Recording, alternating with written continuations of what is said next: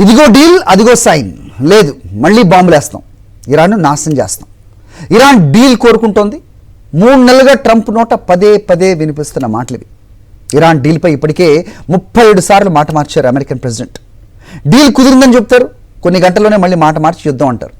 దీంతో ట్రంప్ చెప్పిన ఏ మాటను నమ్మలేని పరిస్థితి కనిపిస్తోంది.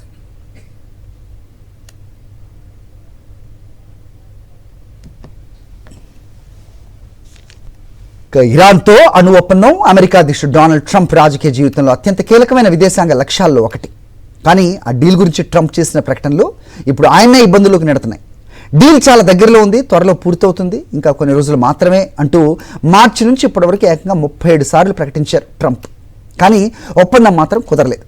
దీంతో ట్రంప్ దౌత్య వ్యూహం పైన, ఆయన విశ్వసనీయత పైన ప్రశ్నలు తలెత్తుతున్నాయి.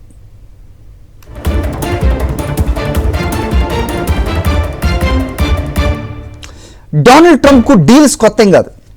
తనను తాను the art of the deal నాయకుడిగా చెప్పుకునే ట్రంప్ ఇరాన్ విషయంలో కూడా అదే ధీమా ప్రదర్శించారు. కానీ వాస్తవ పరిస్థితి మాత్రం అందుకు భిన్నంగా ఉంది. ట్రంప్ డీల్పై ప్రకటన చేసిన కాసేపటికే ఇరాన్ నుంచి దానికి విరుద్ధ ప్రకటన వస్తుంది. ఎలాంటి డీల్ కుదరలేదు అని టెహ్రాన్ కుండ బద్దలు కొట్టడం మామూలైపోయింది.